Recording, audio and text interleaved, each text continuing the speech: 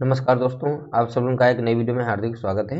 आज की वीडियो में हम पढ़ने वाले हैं 98 प्रैक्टिस सेट। इसमें टॉप 20 प्रश्न शामिल किए गए हैं जो कि आपके एग्जाम्स के लिए अति महत्वपूर्ण है। तो चलिए वीडियो को स्टार्ट करते हैं। अपना स्कोर चेक करिएगा कितने प्रश्न आपके सही होते हैं। पहला प्रश्न दिया गया है, अंतराल क्या है। ठीक है, तो अंतराल क्या है ये बताना है। ये प्रश्न जो है 2011 में प्रश्न पूछा गया था, अंतराल क्या है। ठीक है, टीजीटी परीक्षा 2011। तो चलिए इसका राइट आंसर आप कमेंट करके बता सकते हैं, अंतराल क्या है। देखिए इसका राइट आंसर है ऑप्शन नंबर 3, कला। देखिए कलाकार का कार्य क्षेत्र, जो कलाकार होते हैं उनका कार्य क्षेत्र जो होता है वो अंतराल कहलाता है। ठीक है, तो अंतराल कलाकार का कार्य क्षेत्र होता है। अंतराल के बिना चित्र निरूपण असंभव है। ठीक है, इसका राइट आंसर हो गया ऑप्शन नंबर 3। अगला प्रश्न दिया गया है, अंतराल में गहराई दर्शाने पर क्या प्रदर्शित होता है। अंतराल में गहराई दर्शाने पर क्या प्रदर्शित होता है ये बताना है। क्वेश्चन नंबर 2 का राइट आंसर क्या है। इसका राइट आंसर है ऑप्शन नंबर 1, परिप्रेक्ष्य। तो अंतराल में गहराई दर्शाने पर क्या प्रदर्शित होता है, तो आप बताएंगे परिप्रेक्ष्य। ठीक है, तो याद रखिएगा ऑप्शन नंबर 1 इसका राइट आंसर है। अगला प्रश्न दिया गया है, चित्र की लंबाई व चौड़ाई के विस्तार को कहते हैं।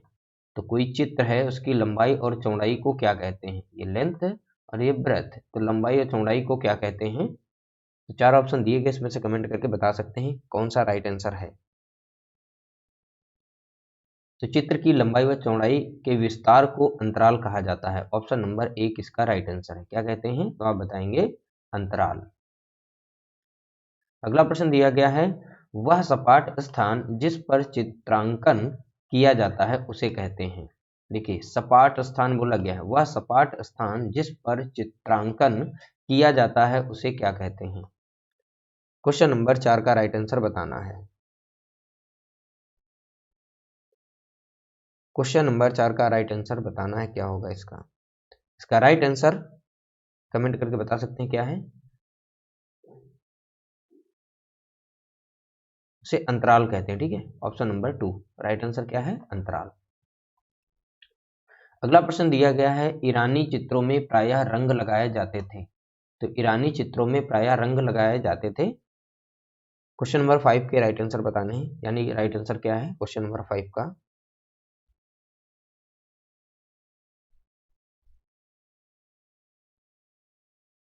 इसका राइट आंसर है ऑप्शन नंबर 2, सपाट। ठीक है, ईरानी चित्रों में प्रायः रंग लगाए जाते थे, कहां पर, यानी सपाट। याद रखिएगा इसका राइट आंसर क्या, ऑप्शन नंबर 2 सपाट। ये पीजीटी परीक्षा 2010 में प्रश्न पूछा गया था।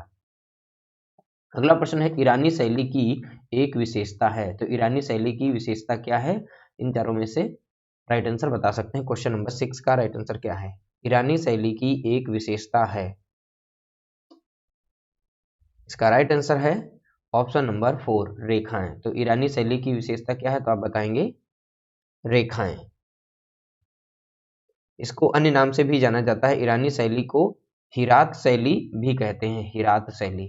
ठीक है, अगला प्रश्न है क्वेश्चन नंबर 7, खनिज रंग में बाइंडर मिला होता है। खनिज रंग में बाइंडर मिला होता है। क्वेश्चन नंबर 7 का राइट आंसर बताना है। इसका राइट आंसर है ऑप्शन 3, यानी प्राकृतिक ग्लू। तो प्राकृतिक ग्लू को एक बाइंडर के रूप में प्रयोग किया जाता है। खनिज रंगों में बाइंडर मिला होता है, तो इसका राइट आंसर क्या हो जाएगा, प्राकृतिक ग्लू। ये प्रश्न जो है पीजीटी परीक्षा 2013 में प्रश्न पूछा गया है, तो ये टीजीटी में भी आ सकते हैं। अगला प्रश्न दिया गया क्वेश्चन नंबर 8, तारपीन के तेल का प्रयोग ऑयल पेंटिंग में किया जाता है। तारपीन के तेल का प्रयोग ऑयल पेंटिंग में किया जाता है। क्वेश्चन नंबर 8 का राइट आंसर क्या होगा। इसका राइट आंसर है ऑप्शन नंबर 3, रंग को पतला करने के लिए। ठीक है, तारपीन के तेल का प्रयोग ऑयल पेंटिंग में किया जाता है रंग को पतला करने के लिए। ऑप्शन 3 यहाँ पर राइट आंसर है।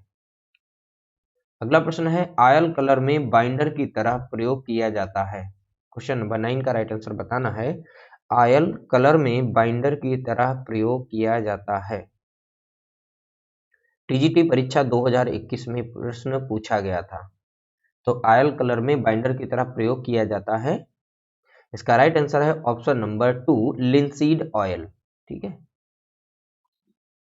ठीक है, ऑप्शन नंबर 2 इसका राइट आंसर है लिंसीड ऑयल। तो कलर में बाइंडर की तरह इसका प्रयोग किया जाता था लिंसीड ऑयल को। अगला प्रश्न है क्वेश्चन नंबर 10, तैल चित्रण का माध्यम कौन सा तेल है? क्वेश्चन नंबर 10, तैल चित्रण का माध्यम कौन सा तेल है?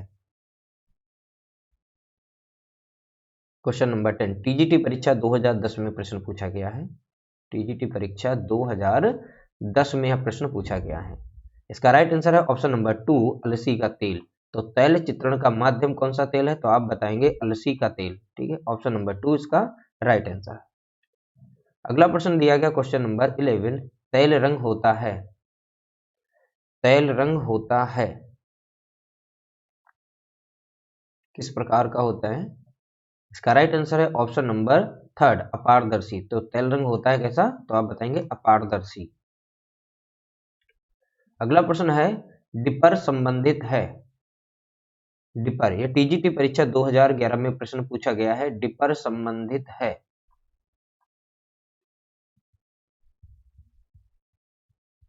ठीक है, क्वेश्चन नंबर 12 का राइट आंसर है ऑप्शन नंबर 2 तैल चित्रण से। तो डिपर किससे संबंधित है? तो आप बताएंगे तैल चित्रण से। अगला प्रश्न है क्वेश्चन नंबर 13, पेस्टल रंगों के लिए उपयुक्त कागज क्या है? तो पेस्टल रंगों के लिए उपयुक्त कागज बताना है, कौन सा सबसे अच्छा होता है। क्वेश्चन नंबर 13 का राइट आंसर बताना है। इसका राइट आंसर है ऑप्शन 3 भूरा खुरदरा। तो पेस्टल रंगों के लिए सबसे उपयुक्त कागज होता है भूरा खुरदरा। अगला प्रश्न है निम्नलिखित में से शुष्क माध्यम कौन सा है? क्वेश्चन नंबर 14 का राइट आंसर बताना है, निम्नलिखित में से शुष्क माध्यम कौन सा है? Question number 14। इसका राइट आंसर है ऑप्शन 3 पेस्टल रंग। राइट आंसर क्या है इसका? पेस्टल रंग, ऑप्शन 3 राइट आंसर। अगला प्रश्न दिया गया है क्वेश्चन नंबर 15, बिना तुलिका की सहायता से कौन से रंग प्रयोग किए जाते हैं? तो बिना तुलिका यानी तुलिका मीन्स हो गया ब्रश, बिना ब्रश की सहायता से कौन से रंग प्रयोग किए जाते हैं? आप इसमें से कमेंट करके बता सकते हैं। क्वेश्चन नंबर 15, बिना तुलिका की सहायता से कौन से रंग प्रयोग किए जाते हैं? इसका राइट आंसर है पेस्टल कलर। ठीक है, मोम वाले जिन्हें कहते हैं, तो पेस्टल कलर होते हैं, उनका उपयोग बिना तुलिका की सहायता से किया जाता है। अगला प्रश्न है निम्न में से मोम का प्रयोग कर किस विधि में चित्रण कार्य किया जाता है?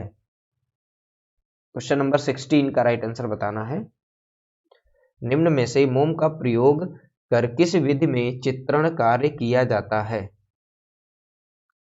इसका राइट आंसर है ऑप्शन 3 बाटिक चित्रण। ठीक है, तो बाटिक चित्रण याद रखिएगा, टीजीटी परीक्षा 2009 में प्रश्न पूछा गया है।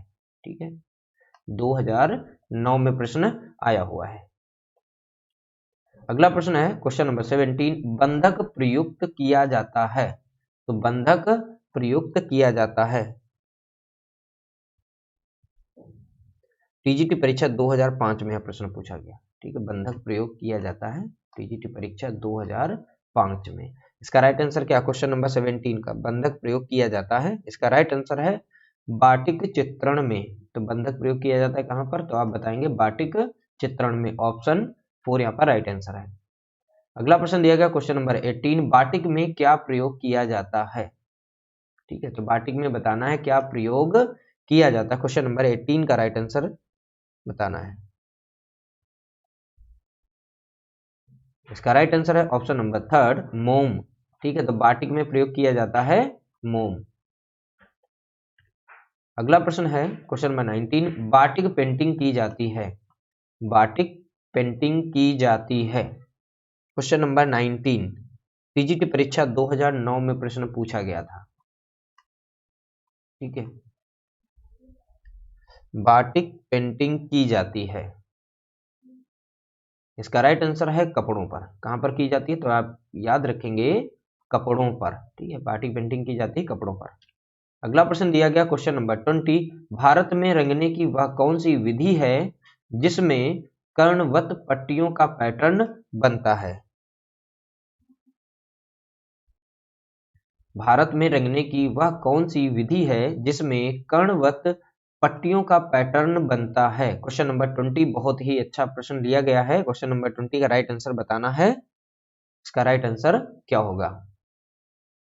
इसका राइट आंसर है ऑप्शन नंबर 2 लहरिया। याद रखिएगा इस प्रश्न को, लहरिया इसका राइट आंसर है ऑप्शन नंबर 2। इस तरीके से टॉप 20 प्रश्नों को शेयर किया। अगर आपने वीडियो को लाइक नहीं किया प्लीज आप लोग को लाइक करें, ज्यादा से ज्यादा शेयर करें और डेली मॉर्निंग में आप लोगों को टॉप 20 प्रश्नों की एक वीडियो दी जाएगी जो कि आपके एग्जाम्स के लिए तो महत्वपूर्ण होगी। वीडियो अच्छा लगा हो तो लाइक करना, शेयर करना, चैनल पर नए हो तो सब्सक्राइब जरूर कर लीजिएगा।